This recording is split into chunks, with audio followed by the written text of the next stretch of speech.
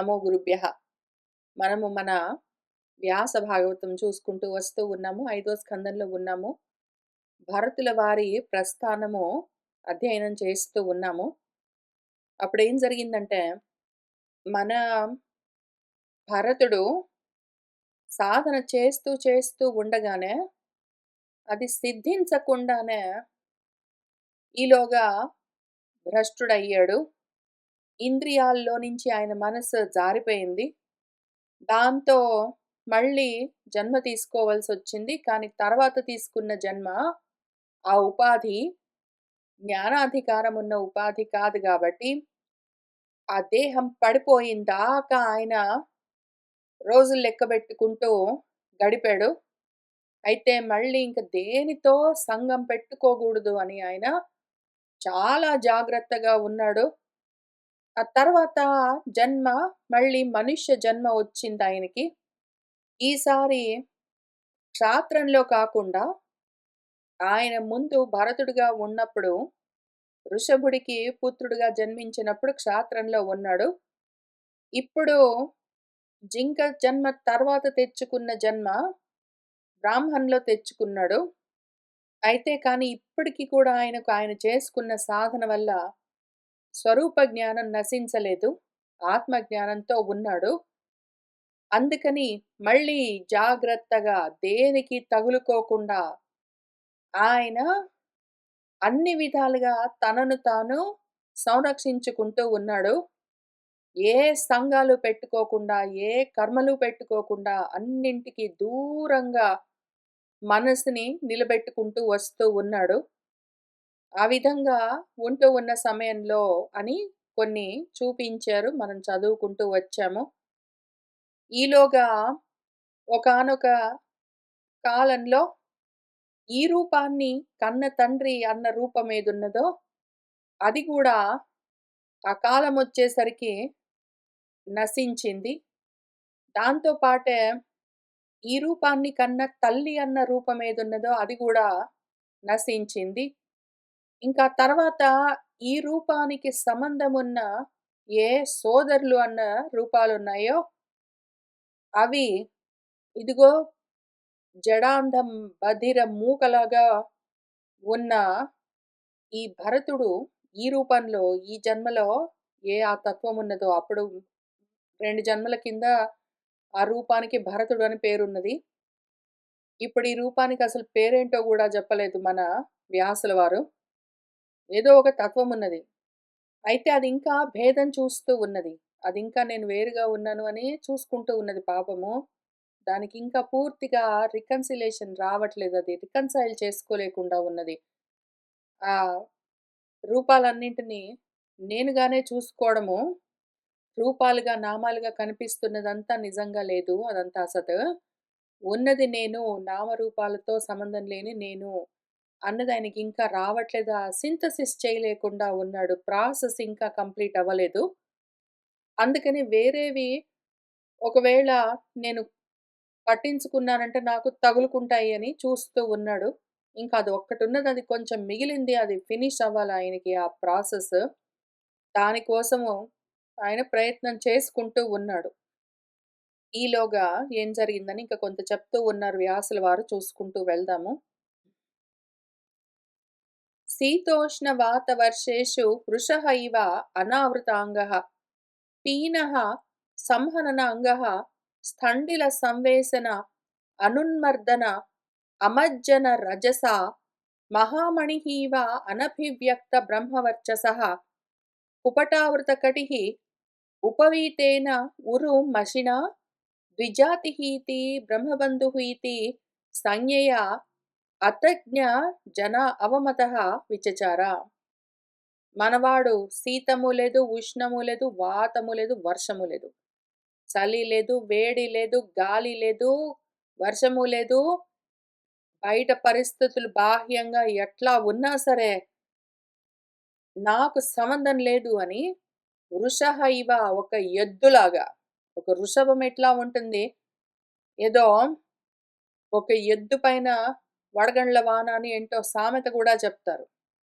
అట్లా ఈయన పైన వర్షం కురిసినా, గాలి వీచినా చల్లగా ఉన్నా, వేడిగా ఉన్నా, ఇది ఎట్లా ఉన్నా సరే ఎద్దులాగా ఆయన మొద్దులాగా పట్టించుకోకుండా, అనావృతాంగః ఏమీ కప్పుకోకుండా, అయ్యో! చల్లగా ఉన్నది అని కప్పుకోవడమో, వర్షంగా ఉన్నది అని ఏదో గొడుగు పట్టుకోవడమో, గాలి వీస్తూ ఉన్నది అని లోపలికొచ్చి కూర్చోవడమో, వేడిగా ఉన్నది అని ఫ్యాన్‌లేసుకోవడమో, విసురుకోవడమో ఏమీ లేవు.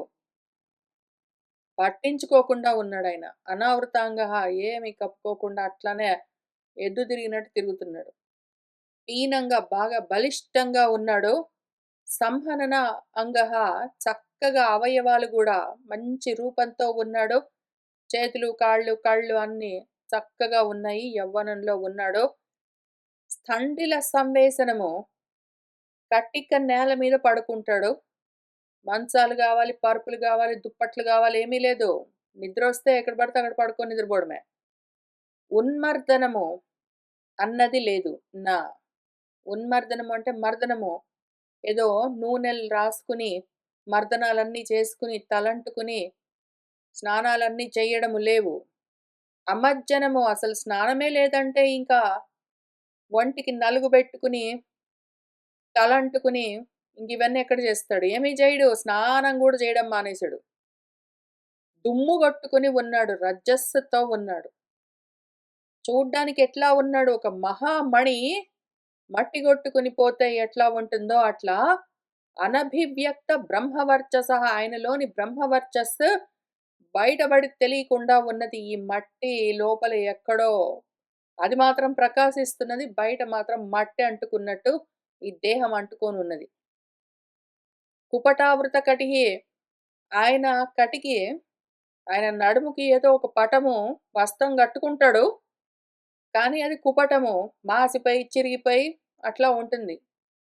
అట్లనే ఉపవీతం వేసుకున్నాడు. యజ్ఞోపవీతము ఏదో బ్రహ్మ మార్గంలో ఉన్నాడు గాబట్టి, ఆయనకు ఉపవీతం యజ్ఞోపవీతం వేశాడు గదా! వాళ్ళ నాన్న పాపము గాయత్రి మంత్రాలవన్నీ నేర్పించడానికి ట్రై చేశాడు. ఉపనయనాలన్నీ సంస్కారాలు జేశాడు. ఏంటో జేశాడు పాపం. ఏదో ఒక ఉపవీతం జంధ్యం గూడా ఉన్నది. కానీ మషిన దాని మసి బట్టి అది మట్టి గొట్టుకొని పోయి, మాసిపోయి ఉంటుంది ఆయన వేసుకున్న జంధ్యం గూడా. ఇంకా చూసిన వాళ్ళందరూ ఆయన్ని ద్విజాతి అని, బ్రహ్మబంధు అని వెటకారంగా, వేళాకోళంగా పిలవడం మొదలుబెట్టారు. అటువంటి సంజ్ఞలతో చులకనగా బ్రాహ్మడా అని పిలవడం గూడా చులకన భావంతో పిలవడం చేసేవాళ్ళు. అతత్ జ్ఞానం కలిగిన వాళ్ళు, అసత్ జ్ఞానం కలిగిన వాళ్ళు అటువంటి జనులు అవమానిస్తూ ఉంటే గూడా ఏమీ పట్టింపు లేకుండా విచచారా తిరుగుతూ ఉండేవాడు మనవాడు. శీతోష్ణాలు లేవు, గాలులు, వర్షాలు లేవు. దేహం పట్టించుకునేవాడు గాదు. దానికి స్నానాలన్నీ పోసేవాడు గాదు. ఎక్కడ పడితే అక్కడ పడి నిద్రపోయేవాడు. నిద్రొస్తే అది దేహం నిద్రపోయేది. ఈయన ఊరుకునేవాడు. ఏదో కట్టుకునేవాడు నడుముకొక వస్త్రం గానీ, అది చిరిగిపోయి, మాసిపోయి ఉండేది. వేసుకునేవాడు జందం మెడలో ఉండేది. కానీ మాసిపోయి ఉండేది. చుట్టూ ఉన్నవాళ్ళు ఎట్లా పడితే అట్లా మాట్లాడేవాళ్ళు. ఏమి వినేవాడు గాదు, పట్టించుకునేవాడు గాదు. అట్లా ఉన్నాడు మనవాడు. యదా తు పరతః ఆహారం కర్మవేతనతః ఈహమానః స్వభ్రాతృభిः अपि కేదారకర్మణి నిరూపితः తదపి కరోతి కింటు న సమం విషమం న్యూనం అధికం ఇతి వేద కణపిణ్యాకఫలీకరణ కుల్మాషస్థాళీపురీషాదీని అపి అమృతవత్ అభ్యవహరతి. యదా ఎప్పుడైతే వేరే వాళ్ళు ఈయనకు అన్నం బెడితే, ఆ దేహం పోషించుకోవడానికి అదేదో ప్రయత్నం జేసుకునేది. ఎవరైనా అన్నం బెడితే తినడం. లేదా ఏమైనా పని జెప్పేవాళ్ళు. కూలి పని చెప్తే ఏదో చేసేవాడు. దానికేమైనా వేతనం ఇస్తే దాంతో ఏమైనా అన్నం తెచ్చుకొని తినడం. సొంత సోదరులు గూడా ఆయన అన్నలు వాళ్ళు గూడా ఎందుకు పనికిరాడు గాబట్టి, కనీసం పొలం పనులు చూడ్డానికైనా పనికొస్తాడని కేదార కర్మ అంటే ఏదో పొలం పనులకు పంపించేవాళ్ళు. ఆ విధంగా ఆ పనిలో నిరూపితము పురమాయిస్తే తదపి అది గూడా చేసేవాడా కర్మ గూడా. పనులు అప్పజెప్తే ఏదో చేసేవాడు. కానీ శ్రద్ధగా చేయడము, అర్థం చేసుకొని చేయడము, చక్కగా చేయడం ఇట్లాంటివేమీ లేవు. ఎంతో చెప్తే చేసేవాడు కానీ ఎట్లా చేసేవాడు? సమం లేదు, విషమం లేదు, న్యూనం లేదు, అధికం లేదు. ఏది నా వేద ఏది పట్టించుకునేవాడు గాదు. పొలం పనులు చూడరా పోయి అంటే, ఆ పొలము ఎగుడు, దిగుడుగా ఉన్నా చూసేది లేదు. రాళ్ళు, రప్పలు, ముళ్ళ కంచెలు ఉన్నా చూసేది లేదు. ఎక్కువున్నా, తక్కువున్నా చూసేది లేదు. చూడమంటే చూస్తాడు అంతే పోయాడు కూర్చుంటాడు. ఇంక వాళ్ళు ఏదో అంత మాత్రానికి పోయాడు కూర్చున్నాడు గాబట్టి, అన్నం బెడితే, ఆ అన్నం ఏమి పెట్టారని గూడా చూసేవాడు గాదు. ఆ పొలం పనులు చేసినందుకు ఏదో కూలి ఇచ్చినట్టు, జీతం ఇచ్చినట్టు ఆయనకి భోజనం బెడితే, ఆ భోజనం కూడా ఎట్లాంటి భోజనం బెట్టారు నాకని ఆలోచన చేసేవాడు గాదు. కణాలు ఏవో నూకలతో గంజి తయారు జేసో, పినియాకము ఏవో పిళ్ళు, ఆ పిండితో, ఈ పిండితో ఏదో ఒక గంజి లాంటిది. ఫలీకరణము విత్తనాల పైన పొట్టంతా తీసి ఏదో అందులోంచి తవుడు తయారు చేస్తారు. ఎద్దులకి వాటికి పెట్టే ఏదో దాణాతో పాటు ఇచ్చేందుకు తవుడు అట్లా ఉంటుంది. అది. లేదో కుల్మాషము. కుల్మాషం అంటే ఏవో జొన్నలు, గోధుమలు, ఉలవలు వాటితోటి కూడా ఏవో ఉడకబెట్టి ఏదైనా గంజి లాంటివి తయారు చేస్తే, లేదా స్థాళీ పురీషము. స్థాళీ అంటే థాళీ. థాళీ అంటాం గదా! North Indian thali, south Indian thali అంటాం గానీ, అది దాని యాక్చువల్ వర్డ్ స్థాళీ. సౌత్ ఇండియాలో పెళ్ళిళ్ళు చేస్తున్నప్పుడు స్థాళీ పాకం అని గూడా ఏంటో ఒక యాక్టివిటీ ఉంటుంది. స్థాళీ అంటే ప్లేట్ అని అర్థం. అందులో తినగా మిగిలిందేమైనా ఉంటే, గిన్నెలో మిగిలిందేమైనా ఉంటే, గంజేమైనా ఉంటే, అదే ఇచ్చేవాళ్ళు. యూజువల్‌గా ఇవన్నీ కణాలంటే నూకలతో, పినియాకాలంటే ఏవో తెలకపిండ్లు అట్లాంటివంటారు. ఏవో గోధుమ తోటో, లేతే జొన్నలతోటో, ఉలవలతోటో వాటితోటో దాణా తయారు జేసి పశువులకు వేస్తారు.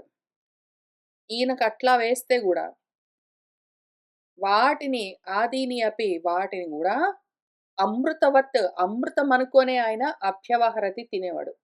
అదే పరమాన్నం అనుకోని తినేవాడాయన. ఏం పెడుతున్నారని గూడా చూసేవాడు గాదు. ఆయనకవసరం గూడా లేదు. ఏదో ఒకటి దేహం నిలబడి ఉండడానికి ఏదో ఒక ఆహారము. అదే అమృతం. అదే పరమనుకునేవాడాయన. ఇట్లా నడుస్తూ ఉండగా అధ కదాచిత్ కశ్చిత్ వృషలపతిః భద్రకాళ్యై పురుషపశుం ఆలభత అపత్యకామః. అధ ఇంకా కదాచిత్ ఒకానొకప్పుడు కశ్చిత్ ఎవడో ఒకడు వృషలపతి ఉన్నాడు. ఒక పాపాత్ముడున్నాడు.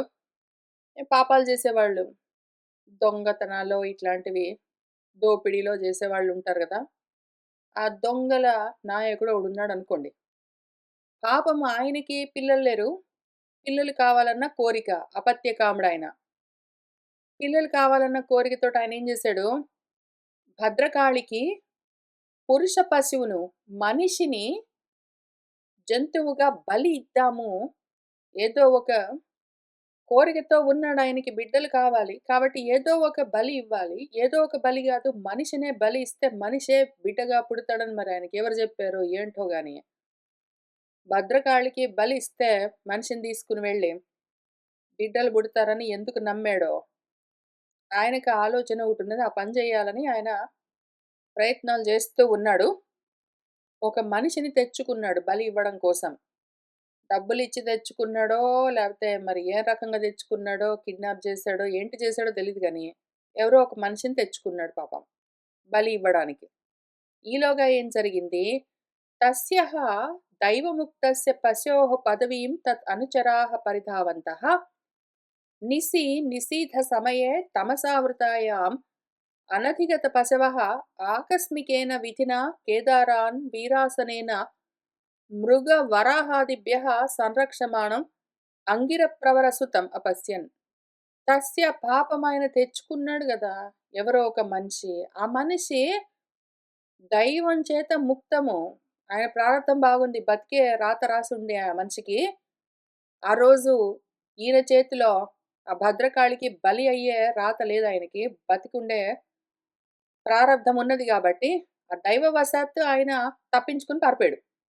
దాంతో ఆ పశువు బలి ఇవ్వడం కోసం మనిషన్న పశువు తప్పించుకుని పోయేసరికి ఎటుబడిపోయాడో ఆ మనిషి అని ఆ పదవిని అంటే ఆ మార్గాన్ని వెతుకుతూ, వెతుకుతూ ఈయన అనుచరులు పరితావంతః పరిగెత్తారు.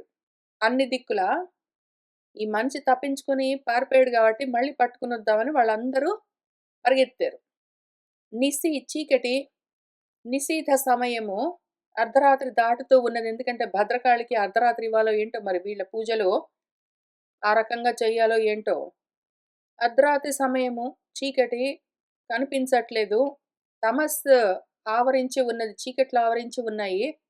అటువంటి సమయంలో వీళ్ళు వెతుకుతూ, వెతుకుతూ పోతే అనధిగత పశవః వాళ్లకు వాళ్ళ పశువు, మనిషి పశువు దొరకలేదు. కానీ ఆకస్మికేన విధిన అనుకోకుండా ప్రారబ్ధవశాత్తు ఈ కేదారాలు ఆ పొలాలు చూస్తూ వీరాసనంలో కూర్చున్నాడు మనవాడు. మన అంగిర ప్రవర సుతుడు, ఆ అంగిర సగోత్రీయుడు, ఈయనకు పేరు గూడా పెట్టలేదు మన వ్యాసుల వారు. ఆయన మృగ వరాహాదిభ్యః ఆ పంట పొలంలో మృగాలు ఏవైనా జంతువులు, వరాహాలు, పందులు అవన్నీ వచ్చి పంట పాడు చెయ్యకుండా ఈయనను వాళ్ళ అన్నలు కాపలాగా ఉంచారు. ఆయన అక్కడ కూర్చున్నాడు. వీరాసనం వేసుకొని కూర్చున్నాడు. ఆయన కూర్చున్నాడు అంతే. ఆ పంట పొలాలు సంరక్షింపబడుతూ ఉన్నాయి. ఈయన ఏమైనా చేస్తున్నాడో లేదో తెలీదు. ఈయన మాత్రం కూర్చున్నాడక్కడ. వాళ్ళు పంపించారు, పోయి కూర్చున్నాడు. అర్ధరాత్రి అయినా సరే కూర్చున్నాడు. ఈయన కనిపించాడు. వీళ్ళకు వాళ్ళు ఆయనను అపస్యం చూశారు. చూసి అధ తే ఏనం అనవద్య లక్షణం అవమృశ్య భర్తృకర్మ నిష్పత్తిం మన్యమానాః బద్ధ్వా రసనయా చండికా గృహం ఉపనిన్యుః ముదా వికసిత వదనాః. అధ ఇంకతే వాళ్ళు ఎంత ఆనందించారో, వాళ్ళ ముఖాలన్నీ విచ్చుకున్నాయి. దొరికాడరో ఒకడు అనుకున్నారు వాళ్ళు. ముదంతో ఉన్నారు, ఆనందించారు. పోతే పోయాడు, వాడు తప్పించుకున్నవాడు పోతే పోయాడు, వీడు భలే దొరికాడు మనకనుకున్నారు వాళ్ళు. అదిగో భర్తృకర్మ నిష్పత్తి మన్యమానాః. మన మరి నాయకుడేమో, మన నాయకుడి యొక్క, మన ప్రభువు యొక్క పని పూర్తయినట్టే. అర్ధరాత్రి గడిచేలోగా ఈ జంతువుని బలిస్తే భద్రకాళి సంతోషించి మా నాయకుడికి బిడ్డల్నిస్తుంది, ఆయన పని నెరవేరినట్టే అని వాళ్ళు ఆనందించారు. ఈయనను చూసుకున్నారు. వాళ్ళకెందుకంత ఆనందం అంటే, ఈయనను చూస్తే ఈయన అనవద్య లక్షణం. ఈయనలో ఏ అవలక్షణాలు లేవు. ఎందుకు అంటే, బలి ఇచ్చేందుకు తీసుకుని వెళ్తూ ఉన్నప్పుడు ఆ జంతువుకు కన్నొంకరో, కాలొంకరో, చెయ్యుందో లేదో ఇట్లాంటివేమైనా ఉంటే, అంగవైకల్యాలుంటే మరి బలి ఇస్తే భద్రకాళికి ఇంకా కోపమొస్తే కష్టమవుతుంది. కాబట్టి బలి ఇస్తూ ఉన్నప్పుడు మంచి యవ్వనంలో కాళ్ళు, చేతులు, కళ్ళు, పళ్ళు అన్నీ బాగున్నా ఏవో జంతువుల్ని బలివ్వాలి గాబట్టి అట్లాంటి బాడీని చూసుకున్నట్టున్నారు. కాళ్ళు, చేతులు అన్నీ బాగుండి, బుద్ధి అంతా బాగున్న మనిషి చావడానికి ఎందుకు కూర్చుంటాడు? వాడు కాబట్టి తప్పించుకొని పారిపోయాడు. మనవాడికి చావు గురించి, బ్రతుకు గురించి ఆలోచన లేదు గాబట్టి దొరుకుతాడు. No problem. ఈయనకున్న అవయవాలు, అంగాలన్నీ చూసుకొని చాలా బాగున్నాడు అని అవమృశ్య చూసుకున్నారు వాళ్ళు. కాళ్ళు, చేతులు అవన్నీ బాగున్నాయని. మంచిగున్నాయి, చాలా బాగున్నాయి, పుష్టిగున్నాడు, బాగా పీనంగా, బలంగా ఉన్నాడు, యవ్వనంలో ఉన్నాడు. కాబట్టి వంకబెట్టడానికి లేకుండా ఉన్న ఈ అందమైన శరీరాన్ని, దేహాన్ని చూసుకుని మన ప్రభువు పని అయిపోయిందండే అనుకున్నారు వాళ్ళు. ఇంకెంతో సంతోషంగా రసనయ బధ్వా ఒక తాడుతో ఈయనను పశువు కాబట్టి బంధించి చండికా గృహానికి, భద్రకాళి ఆలయానికి ఉపనిన్యుః సంతోషంగా తీసుకుని వెళ్ళారు. అధ పణయః తం స్వవిధినా అభిషిచ్య ఆహతేన వాససా ఆచ్ఛాద్య భూషణ లేప స్రక్ తిలకాదిభిః ఉపస్కృతం భుక్తవంతం ధూప దీప మాల్య లాజ కిసలయ అంకుర ఫల ఉపహార ఉపేతయ వైశస సంస్థయా మహతా గీతస్థుతి మృదంగ పణవ ఘోషేణ చ పురుష పశుం భద్రకాళ్యాః పురతః ఉపవేశయామాసుః. అధ ఇంకా ఆ పణయ పనివాళ్ళు ఈయనని తీసుకుని వెళ్ళారు కదా, మరి బలి ఇచ్చేటప్పుడు ఎట్లా పడితే అట్లా మాసిపోయిన జంధ్యంతో చినిగిపోయి దుమ్ము కొట్టుకున్న ఏదో నడుముకు కట్టుకున్న వస్త్రంతో ఏదో దుమ్ము కొట్టుకుని పోయి ఉన్న దేహంతో ఇట్లా ఉంటే ఈ అవతారాన్ని తీసుకుని వెళ్ళి కాళ్ళు చేతులు కళ్ళు పళ్ళు బానే ఉన్నా కూడా అవతారం స్నానం లేదు ఏమీ లేదు, ఇట్లా ఉంటే ఎట్లా పడితే అట్లా తీసుకుని పోయి భద్రకాళికి బలిస్తే ఆమె ఊరుకుంటుందా? అలుగుతుంది. కోపం తెచ్చుకుంటే ఏమవుతాం? కాబట్టి ముందు ఈ బాడీని శుద్ధి చేద్దాం అనుకున్నారు వాళ్ళు. స్వవిధిన వాళ్ళకేవో విధులున్నాయి మరి. వాళ్ళ ఇష్టం వచ్చిన విధితో ఆయనకు అభిషేకాలన్నీ చేశారు పాపం. అభిషేకాలన్నీ చేస్తే మరి ఎట్లా చేయించుకున్నాడో.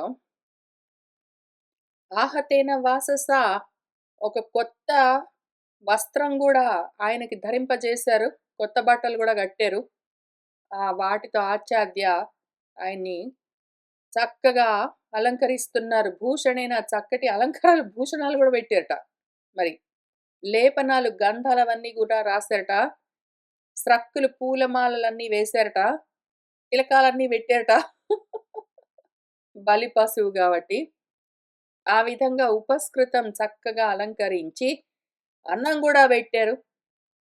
చక్కగా తలంటే స్నానం పోసి, చక్కగా కొత్త బట్టలు వేసి, అలంకారాలు చేసి, తిలకాలన్నీ బెట్టి, కూర్చోబెట్టి, అన్నం గూడా బెట్టారు. ఇంకా ధూపాలతో, దీపాలతో, మాలలతో, లాజలతో, కిసలయాలు, చిగురుటాకులతో, అంకురాలు, మొలకలతో, రకరకాల ఫలాలతో ఉపహారాలన్నీ తీసుకుని భద్రకాళికి నైవేద్యంగా వైశస సంస్థయ, వైశసము అంటే హింస, ఆ హింసా స్థానం ఏదున్నదో వేదము బలి ఇవ్వు అని చెప్పేదేమి ఎప్పుడైనా సరే అశ్వమేధము అన్నదనుకోండి. అశ్వమేధము అంటే అశ్వాలంటే ఇంద్రియాలు. వాటిని నిగ్రహించు, వాటిని కంట్రోల్ చేయి, వాటిని వెనక్కి తిప్పు, ఆపేయి, నశింపచేయి, లయం చేయి అని అర్థం. ఇంకేదైనా సరే అంతే. మన వేదం ఎట్లా చెప్పినా సరే, ఏది చెప్పినా సరే ఆధ్యాత్మికంగానే చెప్తుంది. కానీ ఆది భౌతికంగా చూసేవాళ్ళు అశ్వమేధం అనగానే నిజంగా ఒక గుర్రాన్ని తీసుకునొచ్చి, నోరు లేని జీవిని అన్యాయంగా తీసుకునొచ్చి దానికి గూడా ఇట్లానే స్నానాలు చేయించి, దానికి రకరకాల అలంకారాలు చేసి, బొట్లన్నీ పెట్టి తీసుకుని వెళ్ళి బలిస్తే, చంపితే ఏ భగవత్తత్వమైనా సరే ఆనందిస్తుందా? ఎందుకు అంటే తెలివి తక్కువగా ఉన్నప్పుడే, ఆశలు ఎక్కువగా ఉన్నప్పుడే, క్రౌర్యం బాగా పైకొచ్చున్నప్పుడే, బుద్ధి మందగించి ఈ హింసా చర్యలన్నీ చేస్తారు ఎవరైనా సరే. వేదం చెప్పిందని గాదు. వేదం చెప్పిన దాన్ని అర్థం చేసుకోక ఇట్లా చేస్తూ ఉంటారు. కాబట్టి ఆ వైశస సంస్థ ఏదున్నదో, ఆ హింసా స్థానము, బలి పీఠము అక్కడికి తీసుకుని వెళ్ళారు. మహత గొప్ప గీతాలతో, స్తుతులతో, మృదంగాలు, పణవాలు అంటే భేరీలు వాటన్నిటిని మ్రోగిస్తూ ఉత్సవంగా ఈ బలి పశువును తీసుకుని వెళ్ళి, ఆ పురుష పశువును భద్రకాళ్యాః పురతః భద్రకాళికి ఎదురుగా ఉపవేశయామాసుః కూర్చోబెట్టారు తీసుకుని వెళ్ళి మన బలి పశువును. అధ వృషళరాజ ఫణియి పురుష పశోః అశ్రుగాసవేన దేవీం భద్రకాళీం యక్ష్యమాణః తత్ అభిమంత్రితం అసిం అతికరాళ నిశితం ఉపాదదే. అధ ఇంకా ఆ వృషల రాజు ఎవరున్నాడో, ఆ దుష్కర్మలు చేసే వాళ్ళ నాయకుడు, ఆయన దగ్గర పని చేసేవాడు ఎవడున్నాడో, ఇదిగో ఈ బలులు ఇవన్నీ చేసే పనికి ఎవరున్నారో మరి ఆయన ఈ పురుష పశువును చంపి ఆ అశ్రు కంటే రక్తము అన్న ఆశవంతో భద్రకాళి దేవికి యాగం చెయ్యాలి, ఆమెను యజనం చెయ్యాలి అని ఎవడు చేయిస్తూ ఉన్నాడో ఈ కర్మ, వాడు ఆ భద్రకాళి దేవి గురించిన మంత్రాలతో అభిమంత్రించబడి ఉన్న ఒక కత్తిని తీశాడు. మరి ఆ కత్తికి గూడా ఇంతకు ముందే మంత్రాలతో వాటితో పూజలన్నీ జేసుంటాడు. బొట్లన్నీ బెట్టుంటాడు. పూలన్నీ వేసి ఏంటో జేసుంటాడు. దానికి మాలలన్నీ గట్టుంటాడు. ఇంకా ఆ కత్తిని ఒకదాన్ని కరాళ నిశితమది భయంకరంగా పదునుగా ఉన్నది మెడ తెగ్గొట్టడానికే. దాన్ని ఉపాదదే పట్టుకున్నాడు. అప్పుడేం జరిగిందంటే,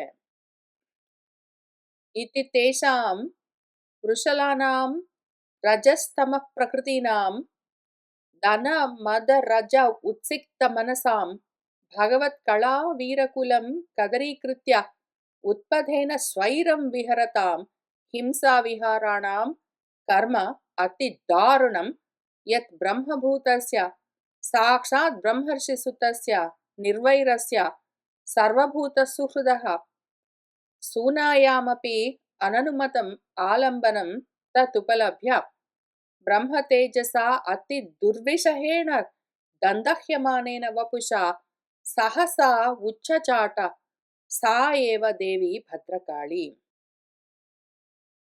ఇది ఈ విధంగా తేషాం వాళ్ళు ఎట్లా ఉన్నారు, వృషలులో దుర్మార్గంలో ఉన్నారు, వాళ్ళు దుష్కర్మలు చేసేవాళ్ళు. వాళ్ళు రజోత్తమో గుణాలు బాగా పైకొచ్చున్న వాళ్ళు. ధనమదంతో ఉన్నారు. రజోగుణంతో ఉత్సిక్తం బాగా ఉద్ధతితో ఉన్నారు. వాళ్ళ మనసులు ధనం ఉన్నది అన్న మదంతో, రజోగుణంతో, తమోగుణంతో బాగా ఉద్ధతితో ఉన్నది. భగవత్ కళావీరకులం కదరీకృత్య ప్రతిదీ భగవదంశనే కదా అన్న ఆలోచనను వాళ్ళు పట్టించుకోకుండా ఉత్పథేన చెడు మార్గంలో దారి తప్పిపోయి స్వైరం విహరతాం వాళ్ళు స్వైర విహారాలు చేస్తూ ఉన్నారు. చెప్పిందొకటైతే అయథావత్తుగా అర్థం చేసుకుని, విరుద్ధంగా అర్థం చేసుకుని, వాళ్ళ ఇష్టం వచ్చినట్టు వాటికి అన్వయాలన్నీ చేసుకుని వేదవాక్యాలకు వద్దు అన్న ఇటువంటి బలికర్మల్లాంటి హింస చర్యలన్నీ చేస్తూ దారి తప్పిపోయి స్వైర విహారాలు చేస్తూ ఉన్నవాళ్ళు, హింసా విహారాలు చేస్తూ ఉన్న వాళ్ళ కర్మ ఎటువంటిది? అతి దారుణమైన కర్మ. వాళ్ళిప్పుడు ఈ సమయంలో చెయ్యాలనుకుంటున్న పనేమి ఎత్తి ఏదైతే బ్రహ్మభూతుడు బ్రహ్మస్వరూపమై ఉన్నాడు. బలి పశువుగా తీసుకునొచ్చి అలంకారాలన్నీ చేసి మెళ్ళో మాలలన్నీ వేసి ఏవో పొడుగ్గా తిలకాలన్నీ దిద్ది నామాలన్నీ పెట్టి కూర్చోబెట్టింది, అన్నం పెట్టి ఇంకా చంపడానికి రెడీగా. ఎవరిని? బ్రహ్మస్వరూపాన్ని. సాక్షాత్తుగా బ్రహ్మర్షి సుతుడు. ఇప్పుడు ఈ జన్మలో ఏ దేహం నుంచి బయటికి వచ్చాడో ఆయన వేదం చదువుకున్నవాడు. కానీ అసలు అంతకన్నా ముందు జన్మల్లో కూడా ఋషభుల వంటి వారికి పుత్రుడై జన్మించాడు. సాక్షాత్తుగా బ్రహ్మర్షి యొక్క పుత్రుడు. పైగా పోనీ ఆయన బ్రాహ్మీభూత స్థితిలో ఉన్నాడా, బ్రహ్మస్వరూపంలో ఉన్నాడా, బ్రహ్మర్షి పుత్రుడా, ఏమి కదా అంతా పక్కన పెట్టినా కూడా నిర్వైరము. వీళ్లతో ఏమైనా శత్రుత్వం ఉన్నదా ఆయనకి? లేదా వీళ్ళకి ఆయనతో ఏమైనా శత్రుత్వం ఉన్నదా? ఆయన పాటికి ఆయన పంట పొలంలో కూర్చున్నాడు అంతే కదా. ఏ వైరము లేకుండా నిష్కారణంగా వీళ్ళ కోరికలు తీర్చుకోవడం కోసము పక్కన ప్రాణిని బలి ఇవ్వడం అంతా దారుణమైన కర్మ. అతి దారుణమైన కర్మ ఏదైనా ఉంటుందా? అటువంటి ఆలంబనము బలి ఇవ్వడం అన్నది సూనాయామపి అననుమతము. సూనము అంటే కష్టం వచ్చినప్పుడు కూడా నువ్వు ఎంత ఆపదలో ఉన్నా సరే, నువ్వు ఎంత పాపిష్టి పనులు చేస్తూ ఉన్నా కూడా ఇటువంటి అతి దారుణమైన దుష్కర్మలు అనుమతించబడవు, అననుమతము. పైగా నీతో ఏ శత్రుత్వము లేదు. సర్వభూత సుహృదః అన్ని ప్రాణుల పట్ల సుహృద్భావంతో ఉన్న ఇంకొక జీవిని తీసుకునొచ్చి నీ కోరికల కోసము ఇంత క్రౌర్యంతో బలులన్నీ ఇస్తావా? నువ్వు ఎంత పాపిష్టివాడివైనా సరే, ఎటువంటి పాపాత్ములకైనా సరే, ఈ విధంగా చెయ్యమని మన శాస్త్రాలు ఎక్కడా చెప్పలేదు. ఇంకా అటువంటి తత్తు ఉపలభ్య అటువంటి దుష్కర్మ చేయడానికి పూనుకున్న వీళ్ళను చూసి మన భద్రకాళి ఊరుకుంటుందేంటి? బ్రహ్మ తేజస అతి దుర్విషహేణ సహించడము తేరిపార చూడ్డానికి కూడా తట్టుకోలేనంత బ్రహ్మ తేజస్సుతో దందహ్యమానేన వపుష ఆ రూపంతోటే వీళ్ళని కాల్చడానికి వస్తూ ఉన్నట్టుగా సహసా వెంటనే సా ఏవ ఆమెనే భద్రకాళీదేవి ఉచ్చచాట వాళ్ళు ఏ విగ్రహంలో ఆమె ఉన్నది అనుకుని వీళ్ళు బలులివ్వడానికి ట్రై చేస్తున్నారో ఆ విగ్రహంలో నుంచి ఆమె ఒక్క ఊదుటన ఒక రూపాన్ని ధరించి భగభగ రగులుతూ ఉన్న రూపము, బ్రహ్మ తేజస్సుతో ఉన్న రూపము, వీళ్లకు చూడ్డానికి కూడా తట్టుకునే శక్తి లేనటువంటి రూపంతో వీళ్ళని కాల్చడం కోసమే బయటికి ఉరికింది. భృశం అమర్ష రోషావేశ రభస విలసిత భ్రుకుటి విటప కుటిల దంష్ట్ర అరుణ ఈక్షణ ఆటోప అతి భయానక వదన హంతుకామా ఏవ ఇదం మహాట్టహాసం అతి సౌరంభేణ విముంచంతి తతః ఉత్పత్య పాపీయసాం దుష్టానాం తేన ఏవాసినా వివృక్నశీష్ణాం గళాత్ స్రవంతం అసృగాసవం అత్యుష్ణం సహ గణేన నిపీయ అత్తిపానమద విహ్వల ఉచ్చైస్తరాం స్వపార్షదైః సహ జగౌ ననర్త చ విజహార చ శిరః కందుకలీలయా. భృశం బాగా అమర్ష, ఇంక ఎంత కోపం వచ్చిందంటే తట్టుకోలేనంత రోషంతో ఉన్నది ఆ భద్రకాళి. అటువంటి రోషము, బాగా తట్టుకోలేనంత రోషం ఆవేశించి ఉన్నది. రభసతో, ఇంకా అత్యంత వేగంతో, సంరంభంతో, విలసిత భ్రుకుటి విటపము, ఆమె కనుబొమలు పైకి లేపింది అంటే కొమ్మల్లాగా ఉన్నాయి అవి. కుటిల దంశ్రారుణ ఈక్షణ, ఆమె కోరలు, ఆమె చూపులు కూడా మహాకుటిలంగా ఎరుపెక్కి ఉన్నాయి. మహా ఆటోపంతో వచ్చిందామె. అతి భయానకమైన వదనంతో, భయం కలిగించే ముఖంతో ఉన్నది. హంతుకామ, ఆమె వీళ్ళని చంపడానికే వచ్చిందామె.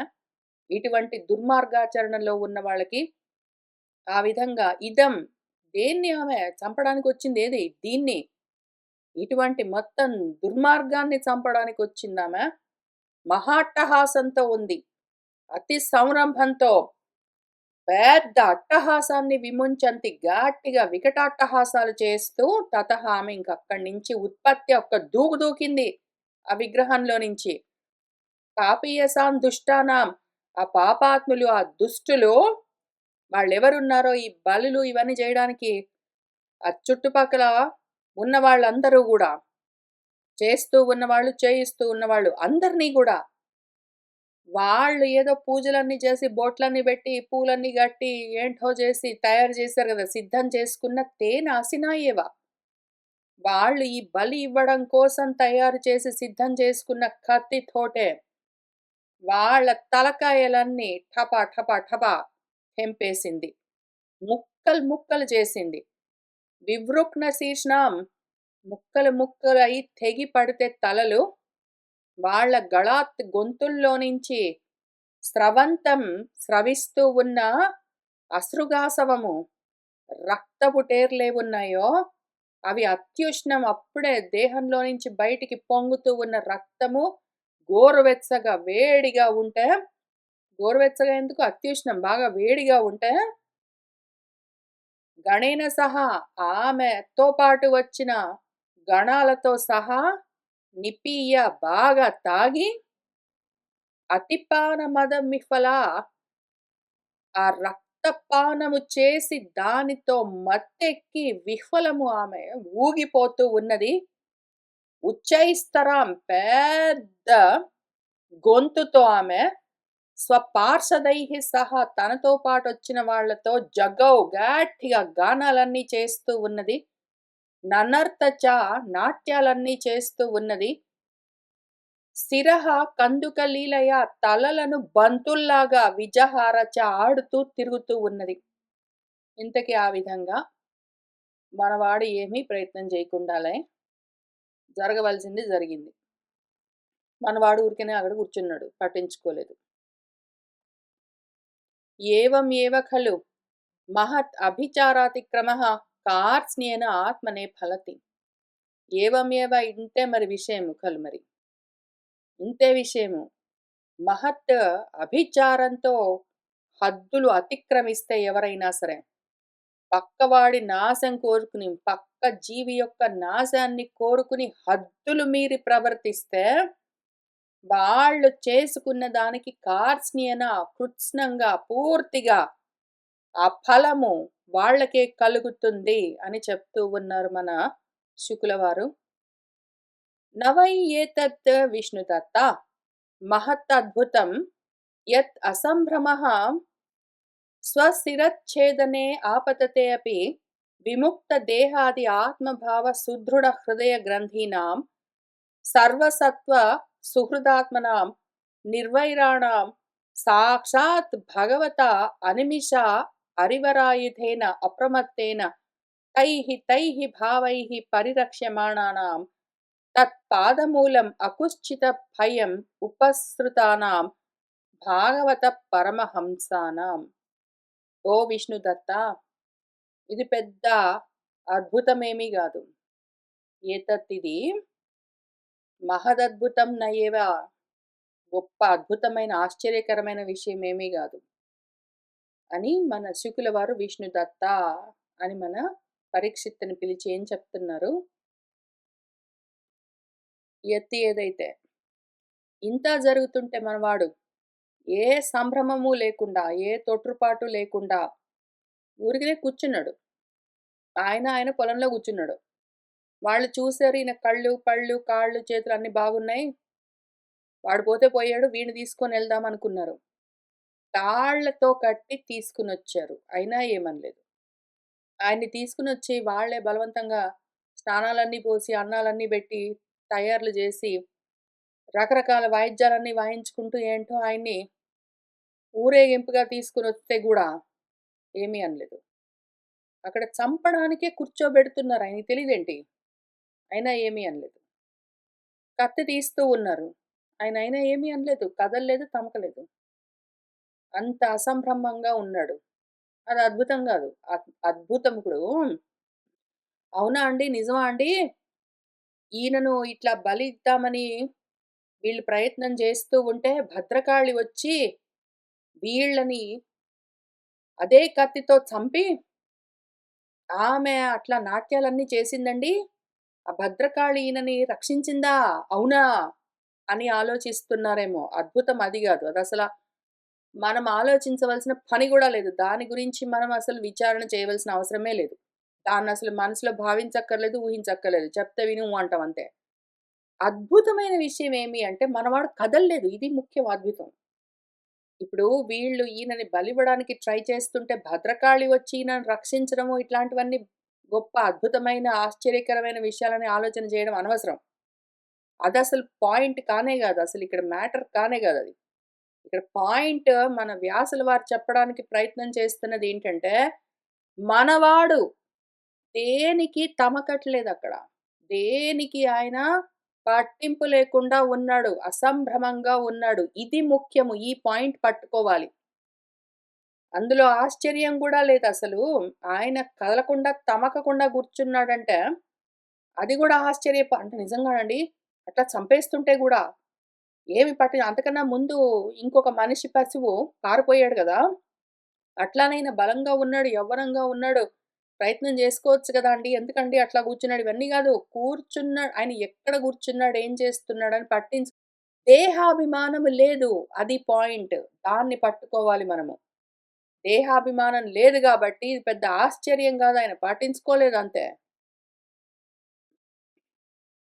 స్వశిరచ్ఛేదనే ఆపతితే అపి.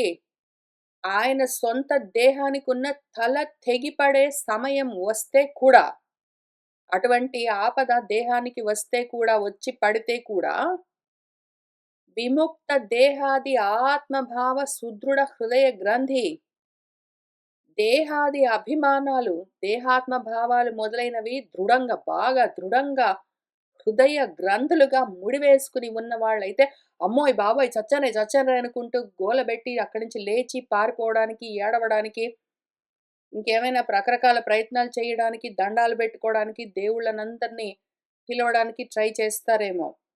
ఆ దేహము నేనన్న భావన ఉన్నవాళ్ళు అవన్నీ దేహాన్ని రక్షించుకోవడానికి చేస్తారు. ఈయనకా భావన లేదు. అది పాయింట్ ఇక్కడ. ఆయనకి దేహాత్మ అభిమానం లేదు. దేహాత్మ భావన లేదు. అది విముక్తము. ఎప్పుడో తొలగిపోయింది. కాబట్టి ఆ దేహం నేనని ఆయన అనుకోవట్లేదు. అదొక కుండ అనుకుంటున్నాడు అంతే. పోతే పోయింది, పగిలితే పగిలింది. నేనెప్పుడూ ఉంటాను అనుకుంటున్నాడాయన. సర్వసత్వ సుహృద ఆత్మనాం, సర్వ ప్రాణుల పట్ల సుహృద్భావంతో ఉన్నవాళ్ళెవరున్నారో అటువంటి స్వరూపంతో ఉన్నవాళ్ళు. నిర్వైరులు. ఏ శత్రుత్వము లేదు దేనితోటి గూడా. సాక్షాత్తుగా ఈ విధంగా ఎవరున్నారో, దేహాది అభిమానాలు లేవు. ఏ ప్రాణితో వైరమూ లేదు. అన్ని సత్వాలు, అన్ని ప్రాణులతో సుహృద్భావమే ఉన్నది. ఇక్కడ గూడా ఆయన నిర్వైరంగా ఉన్నాడు. సర్వభూత సుహృద్భావంతో ఉన్నాడు. సాక్షాత్ బ్రహ్మస్వరూపంగా ఉన్నాడు. అటువంటి వాడి గురించి ఇక్కడ చెప్తూ ఉన్నారు. అటువంటి వాళ్ళున్నప్పుడు ఏం జరుగుతుందంటే, భగవంతుడున్నాడు. వీళ్ళేమీ జేయక్కర్లేదు. అంటే ఇంకా ఈయన ఇదొక్కటి ఉన్నది. అసలా స్వరూపం అదే. ఉన్నదంతా ఒక్కటే. ఈ రూపాలన్నీ కూడా కేవలం కల్పితాలు. నిజంగా లేవు. కానీ ఇంకా ఆ ఒక్క విషయం ఆయనకి తెలియట్లేదు. ఇంకా వేరుగా ఉన్నదని కొంచెం మనసులో భావన ఉండడం చేత, తాను అయి ఉన్న తాను, తానే అయి ఉన్న తాను, ఇప్పుడు భగవద్ రూపంలో అనిమిషము అంటే నన్నిమిషతి చలతి ఇతి అని ఎప్పుడు కదులుతూ ఉండేది అని కాలము అని దానికి అర్థము. అనిమిషము అంటే కాలము అని అర్థం. ఈ కాలమన్న అరి అంటే చక్రము. కాలచక్రమన్న ఆయుధాన్ని పెట్టుకుని సాక్షాత్తుగా ఆ భగవత్ స్వరూపము అప్రమత్తంగా ఉంటూ తైహి భావైహి రకరకాల రూపాలతో ఏ ఏ రూపాలతో ఏ ఏ రూపాలను నిలబెట్టాలి, ఏ ఏ రూపాలతో ఏ ఏ రూపాలను సృష్టించాలి, ఏ ఏ రూపాలతో ఏ ఏ రూపాలను సంహరించాలి అని కాలస్వరూపంగా ఉండి అదే భగవత్తత్వము ఇవన్నీ చేస్తూ ఉంటుంది అని మన కపిల దేవహూతి సంవాదంలో కూడా భగవంతుడు దేవహూతికి ఉపదేశం చేస్తూ ఉన్నప్పుడు కాలస్వరూపం గురించి ఉపదేశం చేస్తూ ఉన్నప్పుడు చాలా స్పష్టంగా ఎక్స్‌ప్లెయిన్ చేస్తూ వచ్చారు. ఇప్పుడు గూడా అంతే. ఏ ఏ భావాలు అంటే రూపాలు జీవులు. వాటితో ఏ ఏ రూపాలని ఎట్లా రక్షించాలి స్థితి కారణము అని చూస్తూ ఉన్నది ఒకటుంటుంది. అదే చేస్తూ ఉంటుంది. నేను పలాని దాన్ని సృష్టించాను. నేను పలాని దాన్ని పోషిస్తూ ఉన్నాను. నేను పలాని దాన్ని నశింపచేశాను అని చెప్పడానికి లేదు. నేను ఏదో ఒక వస్తువుని తయారు చేశాను. దాన్ని జాగ్రత్తగా మెయింటైన్ చేస్తున్నాను. దాన్ని లేకుండా చేస్తున్నాను అని చెప్పడానికి లేదు. ఏ వస్తువైనా సరే, ఏ జీవి అయినా సరే, ఏ ప్రాణి అయినా సరే, ఆ కాలం వచ్చినప్పుడు వస్తుంటుంది. ఆ కాలం ఉన్నంత వరకు నడుస్తూ ఉంటుంది. ఆ కాలం అయిపోయినప్పుడు పడిపోతూ ఉంటుంది. కాలమే రకరకాల రూపాలుగా నా వల్ల ఇంకొక జీవి పుట్టింది అంటే నా వల్ల పుట్టలేదు. అది అనుకోవడం నా అహంకారం, నా మాయా సంయోగం. కానీ అసలు జరిగిందేమి అంటే ఆ కాలం వచ్చింది అంటే ఒక రూపంలో నుంచి ఒక రూపాన్ని బయటికి తీస్తూ ఉంటుంది కాలమే. ఆ కాలం వచ్చినప్పుడు ఒక రూపంతో ఒక రూపాన్ని సంరక్షిస్తూ ఉంటుంది ఆ కాలమే. ఆ కాలం వచ్చినప్పుడు ఒక రూపంతో ఒక రూపాన్ని నశింపచేస్తూ ఉంటుందేదో సింహము జింకను చంపినట్టు, మనిషి సింహాన్ని చంపినట్టు, మనిషి ఇంకొక మనిషిని చంపినట్టు, ఏదో ఒక రూపంగా ఒక రూపాన్నించి ఒక రూపము నశింపచేసినట్టు మొత్తం అంతా కాలమే చేస్తుందదొకటి. ఉన్నది అది అనివిషమైన అది ఆ కాలము భగవత్ స్వరూపం అది. దాని శక్తి, దాని ఆయుధం, దాని ఉపాధి. ఆ రకంగానే సృష్టి, స్థితి అంటే రక్షణ, లయము అన్నీ జరుగుతూ ఉంటాయి. అటువంటిదేదున్నదో, అటువంటి తత్వం చేత ఇవన్నీ గూడా రక్షించబడుతూ ఉంటాయి. అంటే స్థితి జరుగుతూ ఉంటుంది. కాబట్టి, కాలం ఉన్నది గాబట్టే భద్రకాళి అన్న రూపంతో, ఇదిగో వీళ్ళను చంపడము అన్న నెపంతో, ఈ జన్మలో భరతుడు అని పేరు గూడా లేకుండా ఉన్న ఏ రూపమున్నదో, దానికి ఇంకా ఉండవలసిన కాలమున్నది గాబట్టి, అదట్లా ఉన్నది. ఇదంతా ఈ విధంగానే చూస్తూ ఉన్న తత్వమేదున్నదో, అదెందుకు కదులుతుంది? కాలమొస్తే పడిపోతుంది అని చూస్తూ ఉన్న ఆ లోపల ఉన్న తత్వము, కాలం ఉంటే ఉంటుంది అని చూస్తూనే ఉంటుంది కాబట్టి, అదెందుకు భయపడుతుంది? ఎందుకు భీతి చెందుతుంది? ఎందుకు సంభ్రమ పొందుతుంది? అది చప్పుడు చేయకుండా ఉంటుందంతే. జరిగేది జరుగుతుంటుందని చూస్తుంటుంది. తత్పాదమూలం ఏదైతే ఈ విధంగా అన్నింటినీ నడిపిస్తూ ఉన్నది, ఏది ఉండడం చేత రూపాలు కల్పించబడుతూ ఉన్నాయో, ఏది ఉండడం వల్ల రూపాలు నడుస్తూ ఉన్నాయో, ఏది ఉండడం వల్ల రూపాలు నశిస్తూ ఉన్నాయో, దాని మూలమేది అని తెలుసుకుంటూ ఉన్న వాళ్ళకి ఇంక భయమెక్కడుంటుంది? అకుతశ్చిత భయం. ఇంక వాళ్లకు ఎటువైపు నుంచి భయమన్నది తెలియకుండా ఉన్న వాళ్ళెవరున్నారో, అటువంటి వాళ్ళు ఉపసృతానాం ఆ మూలం దగ్గరికి వెళ్లి కూర్చున్న వాళ్ళెవరున్నారో, ఆ ఆత్మ అన్నింటికి మూలము ఆత్మ. అక్కడికి వెళ్లి కూర్చున్న వాళ్ళెవరున్నారో, భాగవత పరమహంసలు వాళ్ళు. వచ్చిందంతా భగవత్తత్వమే అని, అది సోహం నేనే అని, హంసం అని తెలుసుకుంటూ ఉన్న వాళ్ళెవరున్నారో, అహంసహ అని తెలుసుకుంటూ ఉన్న వాళ్ళెవరున్నారో, వాళ్ళెందుకు భయపడతారు? వాళ్ళెందుకు సంభ్రమం పొందుతారు? వాళ్ళెందుకు దిగ్భ్రాంతి చెందుతారు? వాళ్ళు ఊరికనే కూర్చుంటారంతే. పొలంలో కూర్చున్నా ఒకటే, ఆ భద్రకాళి ఆలయంలో బలిపీఠం పైన కూర్చున్నా ఒకటే, వాటికి అంతా ఒకటేలాగా తెలుస్తూ ఉంటుంది. కాబట్టి సంభ్రమం లేదు. ఇది కూడా ఇంత ఆశ్చర్యమా అని అనుకోవడానికి లేదు. అది కూడా ఆశ్చర్యం కాదు. ఇది ఇట్లానే ఉంటుంది అని చెప్తూ ఉన్నారు మన శుకుల వారు. దాంతో ఈ 9దో అధ్యాయం అయింది. 10దో అధ్యాయంలో ఏం చెప్తున్నారో చూద్దాము మన గురువుగారు. అథ సింధు సవ్వీరపతేః రహుగణస్య వ్రజతః ఇక్షుమత్యాః తటే తత్కులపతినా శిభికావాహ పురుషः అన్వేషణ సమయే దైవేన ఉపసాదితः సః ద్విజవరः ఉపలబ్ధः. ఏషః పీవా యువా సాహననాంగः గోఖరవత్ ధురం వోఢుम् అలం ఇతి పూర్వవిష్టిగృహీతైః సహ గృహీతः ప్రసభం అతదర్హः ఉవాహ శిబికాం సహ మహానుభావః. అథ ఇంకా అదట్లా జరిగిపోయింది. మళ్ళీ లేచి ఆయన ఇంటికి వచ్చుంటాడో, లేకపోతే ఇంకెక్కడ పోయి కూర్చున్నాడో, ఏంటి చేస్తున్నాడో. ఒకానొక సమయంలో తర్వాత ఎప్పుడో సింధు సౌవీరపతి, సింధు సవ్వీరమన్న రాజ్యాలకు రాజు ఒక ఆయన ఉన్నట్ట. ఆయన పేరు రహుగణుడు. ఆయన వ్రజం ఎక్కడికో వెళ్తున్నాడు. ఆయన ఏదో పలానా చోటికి ఎక్కడికో వెళ్ళబోతూ ఉన్నాడు. ఆయన వెళ్ళడానికి ఆయన శిబికను పల్లకీని మోయడానికి పురుషులు కావాలి, వాహకులు.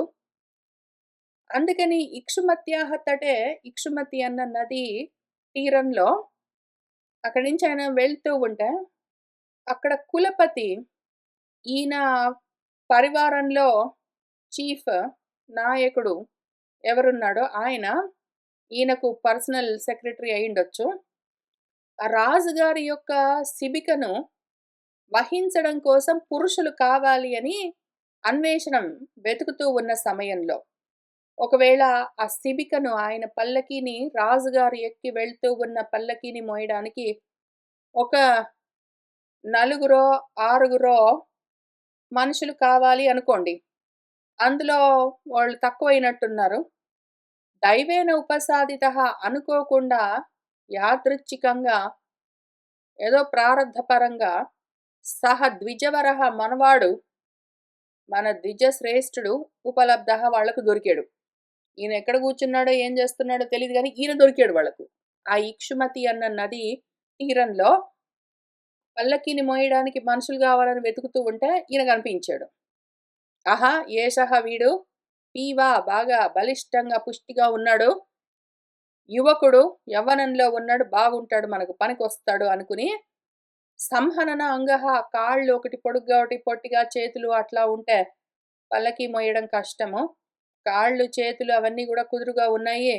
చక్కటి యవ్వనంలో ఉన్నాడు, బాగా బలిష్టంగా ఉన్నాడు, పనికొస్తాడు మనవాడు అని ఎట్లా పనికి రావడం గూడా గోఖరవత్ ఏదో ఎద్దులాగానో, గాడిదలాగానో దురం ఓడుం. దురం అంటే బరువు. బరువులను ఓఢం మోయడానికి అలం వీడు బాగున్నాడు అనుకున్నారు. ఏదో ఎద్దులాగానో, ఏదో గాడిదలాగానో బరువులు మోయడానికి బాగా పనికొస్తాడు. అంటే ఇప్పుడెవరు? ఈ రహుగణుడే గదా! బరువు మనకు. గాడిద బరువు, ఎద్దు బరువు వీడే. వీడిని మోయడానికి మనుషులు గావాలిప్పుడు. సరే ఏదో ఒకటి. పూర్వ విష్టి గృహీతైః ఇదెందుకు నాకు ఇంత నవ్వొచ్చిందంటే, ఒకానొక కథ గుర్తుకొస్తుంది. మనం ఎట్లా చూస్తే అదట్లా అనిపిస్తూ ఉంది. వీళ్ళేమనుకుంటున్నారంటే, రాజుగారి పల్లకీని మోయడానికి మనుషులు కావాలి అని వెతుకుతున్న వాళ్ళు ఏమనుకుంటున్నారు వీడిని చూసి, ఆహా! వీడు బాగున్నాడు, బలంగా ఉన్నాడు, దృఢంగా, పుష్టిగా పనికొస్తాడు, ఎద్దులాగానో, గాడిదలాగానో బరువులు మోస్తాడు అని వాళ్ళనుకున్నారు. ఈయనను ఎద్దు, గాడిద అని వాళ్ళనుకున్నారు. అయితే దీని గురించి నాకు గుర్తొచ్చిన కథ ఏమంటే, ఎక్కడో ఒక జోక్ లాగా చదివానో, విన్నానో ఏంటో గాని, ఒక టీచర్ బడిలో ఏవో ఎగ్జామ్ బుక్స్ ఉంటాయి గదా! ఆయన స్టూడెంట్స్ ఒక 30, 35 మంది, 30, 35 మందే కొంతమంది ఎవరో ఆయన స్టూడెంట్స్ ఎగ్జామ్ రాస్తే, ఆ ఎగ్జామ్ బుక్స్ ఉంటాయి గదా! యూనిట్ టెక్స్ట్ బుక్సో ఏవో. ఆ యూనిట్ టెక్స్ట్ బుక్స్‌ని పట్టుకొని వెళ్తున్నాడు. ఇంటికి తీసుకెళ్తున్నాడేమో, ఇంట్లో కరెక్షన్ చేసుకుందాం అనుకుంటున్నాడో ఏంటో మరి. లేదా క్లాస్ రూమ్‌లో నుంచి ఆ టీచర్స్ కూర్చోడానికి ఉంటుంది గదా! అక్కడికి వెళ్తున్నాడో, ఎక్కడి నుంచి ఎక్కడికెళ్తున్నాడో ఈ పుస్తకాలు పట్టుకొని ఎళ్తుంటే, ఆ పిల్లవాడొకడు ఇటువంటి చేష్టలు, చర్యలు, మాటలు, అపశబ్దాలు చెప్పుకోవడానికి గూడా బాధగా ఉంటుంది గానీ, ఎగ్జాంపుల్‌కి పనికొస్తుంది అని చెప్తున్నాను. అందులో ఒకడు, "గురువుగారండి, గాడిద బరువు మోస్తున్నారా మీరు?" అని వేళాకోళం జేస్తే, అంటే ఆ పిల్లవాడి ఉద్దేశంలో ఏమి, ఆ టీచర్ గాడిదలాగా ఇంత బరువు మోస్తూ ఉన్నాడు అని. అయితే ఆ టీచర్ ఏమంటాడు, "ఒక్క గాడిద బరువు గాదురా, 35 గాడిదల బరువు మోస్తున్నానని" చెప్తాడు. ఇంకప్పుడు గాడిదలెవరయ్యారు? వీళ్ళు. గురువుగారు దయతో ఈ గాడిదల బరువు మోస్తూ ఉన్నందుకు. అట్లానే ఈ గాడిదలు, ఎద్దులు గూడా మనవాణ్ణి చూసి, అదిగో వీడు ఎద్దులాగా ఉన్నాడు, మొద్దులాగా ఉన్నాడు, గాడిద బరువులు మోస్తాడని వీళ్ళనుకుంటూ ఉన్నారు. వీళ్ళ దృష్టిని బట్టి ఆయన ఎద్దో, గాడిదో అయితే, అటువంటి దృష్టి కలిగినందుకు ఈ గాడిదల బరువు, ఈ ఎద్దుల బరువు మోయవలసి వచ్చింది మన గురువుగారికి. మన ఈ జన్మలో పేరు లేదు గానీ, ఇంతకు ముందు జన్మల్లో ఆయన పేరు భరతుల వారు. ఆయన ఎంత భారం మోసి, ఎంత ధురంధరుడై ఈ స్థితికొచ్చాడు. ఆయన మోస్తూ ఉన్న భారము ఎటువంటిది? వీళ్ళు ఎటువంటి అల్పమైన భారం కోసం ఆయనని వాడుకోవడానికి చూస్తూ ఉన్నారు అని ఆలోచన కలిగి నవ్వొచ్చింది నాకు. మూర్ఖులు అట్లా ఉంటారు. మూర్ఖులు అట్లా ఉంటారు. సరే ఇంతకి పనికొస్తాడనుకున్నారు. పూర్వ విష్టి గృహీతైః సహా ఇంతకు ముందు కొంతమందిని ఆల్రెడీ మాట్లాడుకొని పెట్టుకున్నారు పనికి. ఎంతమంది గావాలో అంతమంది ఇంతకుముందు ఉన్నారు. ఒకడు తక్కువయ్యాడు. ఈయన దొరికాడు. వాళ్ళతో పాటు ఈయనను గూడా గృహీతః పట్టుకుంటే ఈయన గూడా వాళ్ళతో పాటు వెళ్తున్నాడు. అంటే వెళ్తున్నాడంటే ఇష్టపడి వెళ్తున్నాడు. పిలిస్తే సంతోషంగా కూలికొస్తుంది. ఈ కూలి పని దొరికింది గాబట్టి తిండికేమైనా పనికొస్తుందని గాదు. ప్రసభం వాళ్ళు బలవంతంగా తీసుకొని వెళ్లారు ఆయన్ని. ఆయన ఎక్కడ కూర్చున్నాడో, ఏంటి చేస్తున్నాడో తెలీదు గానీ, పనికొస్తాడు వీడు అని వాళ్ళు బలవంతంగా ఆయన్ని తీసుకొనెళ్తుంటే, అతదర్హః ఇటువంటి దానికి ఆయన అర్హుడు కాదు. అయినా గూడా ఆ మహానుభావుడు ఆత్మానుభవంతో ఉన్నవాడు, బ్రహ్మభావంతో ఉన్నవాడు. ఇప్పుడు ఈ గాడిదల బరువు, ఈ ఎద్దుల బరువు కూడా అదిగో ఆ సిబికలో పెట్టి, పల్లకీలో పెట్టి వాహా మోస్తూ ఉన్నారు. యదా హి ద్విజవరస్య ఇషుమాత్రావలోక అనుగతేః న సమాహితా పురుషగతిః తదా విషమగతాం స్వశిబికాం రహుగణః ఉపధార్య పురుషాన్ అధివహత ఆహ హే ఓఢారః సాధు అతిక్రమత కిమితే విషం ఉహ్యతే యానం ఇతి అని అన్నాడు. యదా హి ఎప్పుడైతే మన ద్విజవరుడు మనవాడు ఆ పల్లకీని ఎట్లా మోస్తూ ఉన్నాడో, పల్లకి బరువు ఈయన భుజం మీద పెట్టారు పాపం. ఆయన నడుస్తున్నాడు అంతే. ఆ నడవడం ఎట్లా? ఇషుమాత్ర అవలోకము. ఇషు అంటే ఒక బాణం ఉన్నదనుకోండి, ఎంతుంటుంది ఒక బాణము? కావాలంటే ఏదో మోచేయంత వరకు, మన వేళ్ళ కొసల దగ్గర నుంచి మోచేయి వరకు ఉంటుందేమో గదా! ఒక జానెడుందో ఏమో. అంతవరకే చూస్తున్నాడాయన. ఇంకేమీ చూడట్లేదు. కాళ్ళ ముందు ఒక బాణము పరిస్తే ఎంత ఉంటుందో అంత మాత్రం నేల చూసుకుంటూ నడుస్తున్నాడు. చిన్న చిన్న అడుగులేసుకుంటూ పోతున్నాడాయన.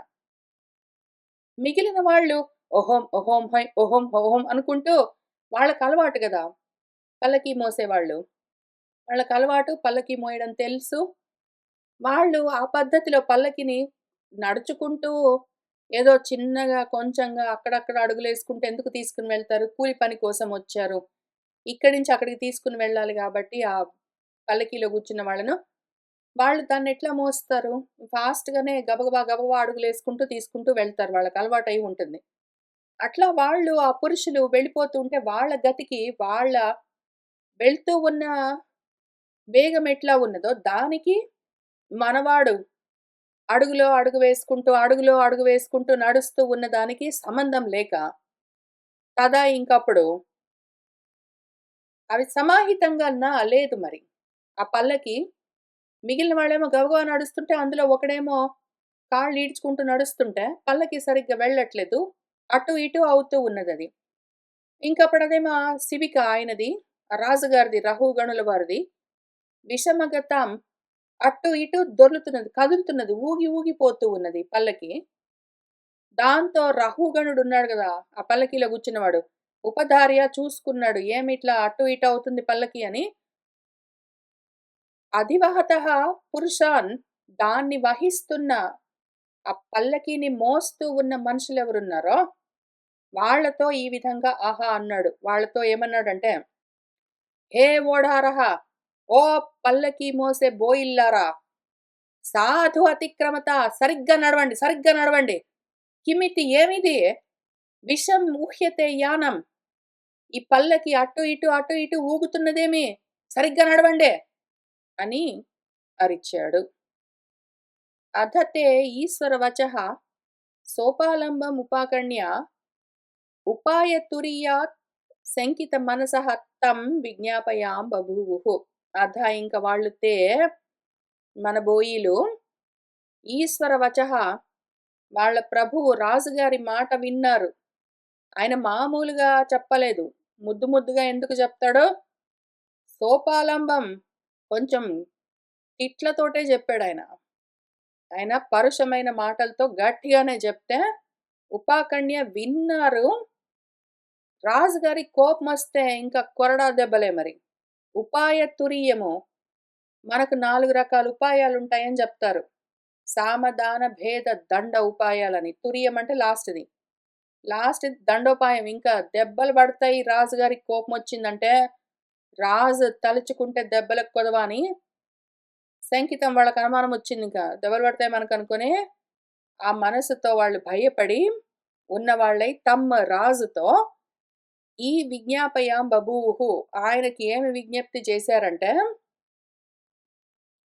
నవయం నరదేవా ప్రమత్తాః భవన్నియమ అనుపదాః సాధు ఏవ వహామః. అయ్యం ఇదిగో వీడు మాత్రం అధునా ఏవ నియుక్తః అపి న ధృతం వ్రజతి న అనేన సహ వోఢుం ఊహ వయం పారయామః ఇతి. ఓ నరదేవ రాజుగారండి, మరి మాదేమి తప్పులేదండి. వయం మేము ప్రమత్తాః న ప్రమత్తులమై లేమండి. మనం తెలియకుండా అటు ఇటుగా చూసుకోకుండా దిక్కులు చూస్తూ ఆదమరిచి పల్లకి మోయట్లేదండి. మేము అప్రమత్తంగానే ఉన్నాము.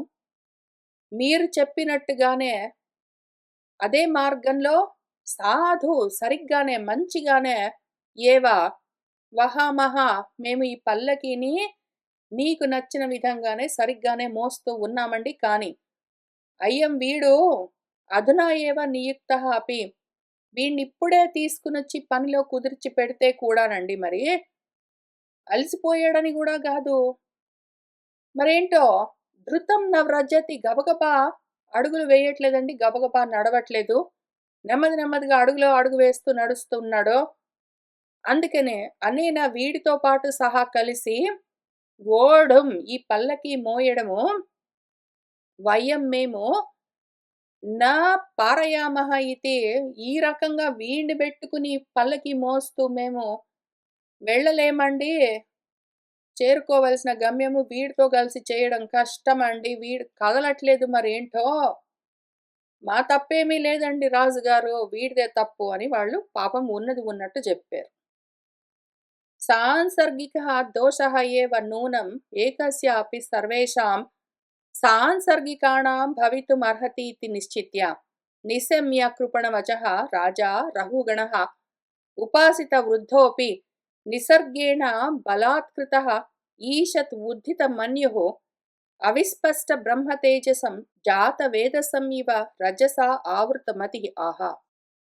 మనవాడు మన రాజు రఘుగణుడు ఆయనేమనుకున్నాడు, సాంసర్గికము అందరూ కలిసి కలెక్టివ్‌గా చేసే జాబ్ ఇది.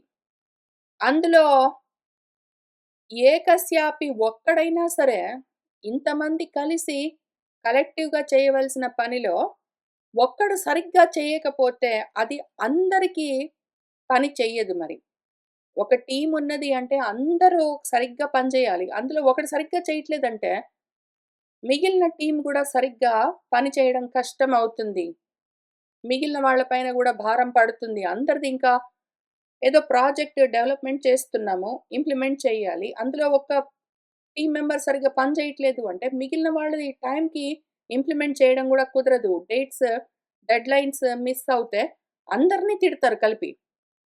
అట్లా ఉంటుంది భవితుమర్హతి ఇతి అని నిశ్చిత్య అనుకున్నాడు. ఒక్కడు చేసిన తప్పుకి అందరిది తప్పుగానే కనిపిస్తుంది. బికాజ్ పల్లకి సరిగ్గా నడవట్లేదు. ఒక్కడు సరిగ్గా పల్లకి మోయకపోయేసరికి మిగిలిన వాళ్ళది కూడా తప్పులాగానే పల్లకి సరిగ్గా కదలట్లేదు అని అనుకుని ఆయన కృపణవచః నిశమ్య వీళ్ళు పాపము దయనీయంగా, దీనంగా మా తప్పు లేదండి రాజుగారు అని చెప్తే అది నిశమ్య విన్నాడు రాజుగారు. ఈయనకి తెలివి తక్కువ అంటే తెలివి సరే గాని ఉపాసిత వృద్ధోపి ఆయన. పెద్దలని పాపము సేవించేవాడే మంచివాడే కాదనేమి గాదు. కానీ నిస్సర్గేణ బలాత్కృతః ఆయన నిసర్గము, ఆయన స్వభావము అట్లా ఉన్నది రజోగుణము. బాగా పైకొచ్చి అది ఆయన్ని బలంగా అటువైపుకి లాగుతూ ఉంటే ఆయనకు గూడా చాలా కోపమొచ్చింది. ఈషత్ ఉద్ధితమన్యుః కొంచెం కోపమొచ్చిన వాడై విస్పష్ట బ్రహ్మ తేజసం ఇప్పుడు మనవాడెవడు? అడుగులో అడుగు వేసుకుంటూ, కింద నేల చూసుకుంటూ నెమ్మది నెమ్మదిగా నడుస్తున్న వాడెవరు? బ్రహ్మ తేజస్సుతో ఉన్నవాడు. కానీ అది అస్పష్టంగా ఉంది. బయటపడి కనిపించట్లేదు.